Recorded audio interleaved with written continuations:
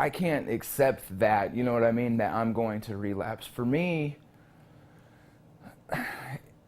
I put in as much into being sober as I did into getting wasted. His addiction to heroin sent him to prison. Now he has a new lease on life, inspired by the birth of his son. Tonight, Alyssa Paldo speaks with Bryce Foster about his habit and road to recovery. That's right. There is hope with addiction, even at a time when things might seem hopeless for an addict. Maybe the best example of that hope is Bryce Foster. 5 years clean, the now 30-year-old homeowner, father, and community spokesperson about the heroin epidemic is sharing his journey with us, speaking out to inspire others that may be on a path similar to his. Smoked weed around Christmas time, got drunk by New Year's, and was popping pills by the time school got started. Before long, Bryce Foster found himself deep into his addiction. And then it just kind of moved up, smoking crystal, doing heroin and stuff. The consequences of those decisions didn't take long to catch up with him. Foster served a year and a half on a 4-year prison sentence. I was 19, 20 years old. I ended up going to prison for taking a bunch of pills and getting drunk and punching a bunch of police officers.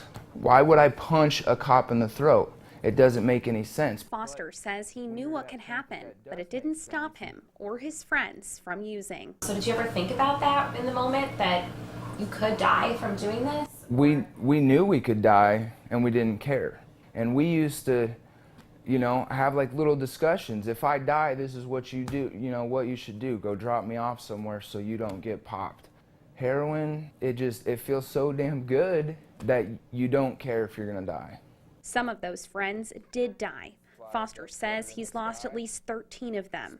But nearly 10 years into his addiction came a turning point, the birth of his son, Bryce Jr. For me, it took prison, it took outpatient, it took inpatient, it took 10 years worth of some program or institution or another for me to finally realize what I had to do. I was lucky that you know, my son was 3 months old. I didn't want that for him, and you know, a lot of kids that grow up in that, they grow up to do it, and that's not what I want. Foster is 5 years sober, has partial custody of his now 5-year-old son, owns a home and a car, and holds a job. But he admits there are still hard days. And it's still not easy. It's been 5 years. And some days I'm cool. Sometimes life happens and I can deal with it. Other days, it's not that easy. But he says there's always hope. I'm now at a level that most people should be at, but coming from where I came from, I'm on top of the world. Foster says he feels like he got a second chance at life, and he's making the best of it, telling his story to inspire others. In doing this series, I've seen that hope for recovery firsthand in the faces of people like Bryce, family members who are affected, leaders in our state, and others right here in our community working to start this conversation and find a solution. I've posted much more information on my Facebook page at Alyssa Paldo and at our website, ciproud.com.